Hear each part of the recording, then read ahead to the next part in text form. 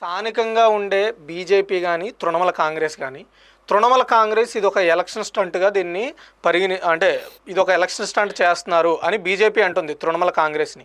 ఎందుకంటే ఎలక్షన్ రానున్న తరుణంలో ఆయన పార్టీలో కావాలనే చేయించి ఇది ఒక మతపరమైన విద్వేషాలను రేగొట్టడం ద్వారా బీజేపీని ఏదో విధంగా అనగదొక్కాలనే ఆలోచన ఉందని బీజేపీ చెబుతుంటే తృణమూల కాంగ్రెస్ కాదు, ఇది పూర్తిగా మా పార్టీ నుండి ఆయన కావాలనే సస్పెండ్ చేయించి ఆయన కబీర్ వెనక ఉన్నది బీజేపీయే, వాళ్ళే కావాలని ఈ విధమైన అంటే మత విభేదాలను రెచ్చగొట్టడం కోసం ఇలా చేస్తున్నారని ఒకరినొకరు విమర్శించుకుంటున్నారు.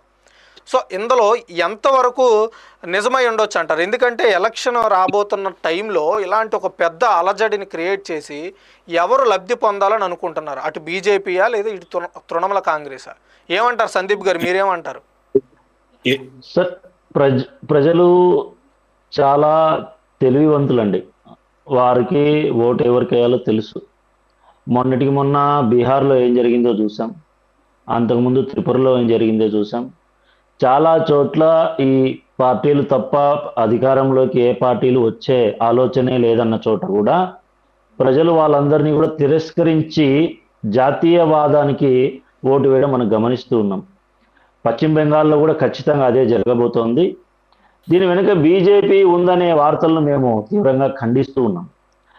ఇది ఈ యొక్క ముస్లింల సంతుష్టీకరణ కోసము వారి యొక్క ఎమ్మెల్యేని వారే ఈ రకంగా సస్పెండ్ చేయించి మరి ఈ రకమైనటువంటి గ్యాదరింగ్ ఒకటి చేస్తే, అసలు అర్థం కాని విషయం ఏంటంటే ఉత్తరప్రదేశ్లో అక్కడ బాబరీ కలంకిత కట్టడము అక్కడ కూల్చివేయబడితే 33 సంవత్సరాల కిందట, మరి వెస్ట్ బెంగాల్లో ఎందుకు అలాంటిది కట్టడము నిర్మాణం చేయాల్సిన అవసరం ఏమొచ్చిందండి?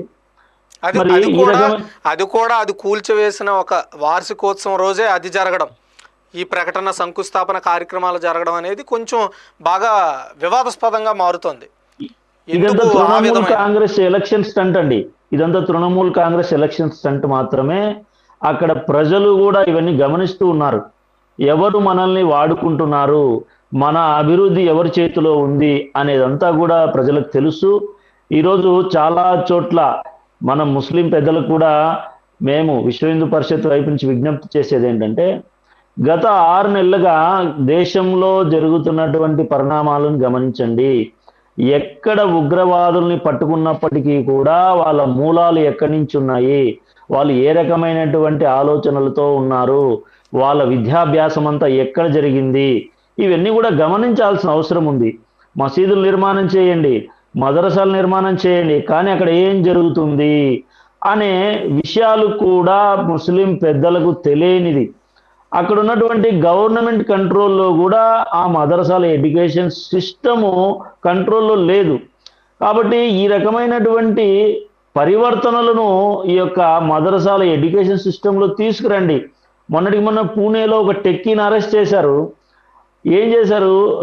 అర్ధరాత్రి 10 మంది 10 జీపులతో వెళ్ళి అరెస్ట్ చేస్తే భార్యకేమో తెలీదు, ఆయనేమో 1,00,000-1,50,000 జీతం తీసుకునేటువంటి ఒక ముస్లిం సాధారణ యువకుడు. ఎందుకు ఇంతమంది వచ్చారు మా ఆయన కోసం ఇంత అర్ధరాత్రి అంటే, దేశ విద్రోహ చర్యలకు మీ ఆయన ఇక్కడి నుంచి ట్రైనింగ్ ఇస్తున్నాడు. ఈ రకమైనటువంటి విషయాలన్నీ కూడా ఈ పిల్లలను, అమాయక ముస్లింలను ఈ రకమైన దేశ విద్రోహ చర్యలో పాల్గొనేలాగా చేస్తున్నాడని చెప్పి గుజరాత్లో మొన్న ఢిల్లీలో బాంబు పేలుడులో ఎవరు బయట ఉన్నారు? వీళ్ళంతా కూడా వీళ్ళ ఎడ్యుకేషన్ అంతా ఎక్కడ నడుస్తూ ఉంది? వీటిపైన ముస్లిం పెద్దలు దృష్టి పెట్టాలని మేము పదే విజ్ఞప్తి చేస్తున్నాము. ఈ రెచ్చగొట్టేటువంటి బాబరీ కట్టడాలు ఇవన్నీ కూడా వస్తాయి, అక్కడ ముందుకెళ్లే పరిస్థితి లేదు. ఈరోజు 7 లక్షల మంది రావచ్చు, 10 లక్షల మంది రావచ్చు, కానీ అక్కడ ప్రజలు గమనిస్తారు, ఇది మనకు అవసరమా? ఇక్కడ హాస్పిటల్ కడతాం, స్కూల్ కడతాం అని చెప్తూ ఉండొచ్చు కాంగా. అయితే అయినప్పటికీ కూడా దానికన్నా ముందు ఇది అవసరమా? దీని నుంచి మనం ఏం మెసేజ్ ఇస్తామనుకుంటున్నాము? ఇదే రకంగా ప్రతి స్టేట్లో రేపు కేరళలో ఒక ఆయన బాబరీ మసీద్ కడతానంటాడు, రేపు త్రిపురలో ఇంకో ఆయన కడతానంటాడు, కర్ణాటకలో ఆయన కడతానంటాడు.